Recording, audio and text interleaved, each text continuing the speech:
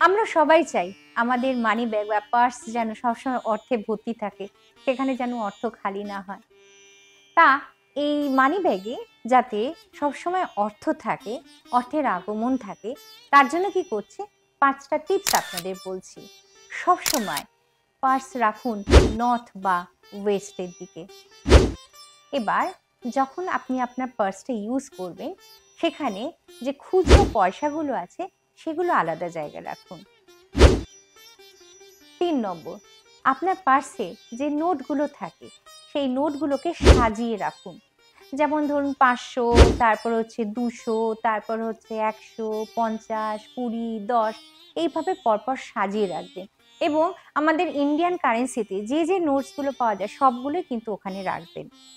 এবং বড় টাকার নোটটা একটু বেশি রাখার চেষ্টা করবেন। এরপর বলবো পার্সে একটা রুপোর কয়েন রাখুন আর একটা ছোট্ট এলাচ রাখুন।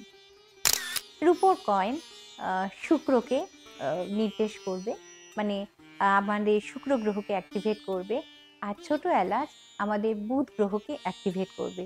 এই জন্য আর কি হবে, সবসময় আপনাদের পার্সের মধ্যে একটা লক্ষ্মীনারায়ণ যোগ থাকবে। আর সর্বোপরি বলবো পার্সে একটা আপনার বাবা মায়ের ছবি রাখুন। দেখবেন আপনার পার্স থেকে অর্থ কমবে না, সবসময় আপনার চাহিদা মতো অর্থ সেখানে থাকবে।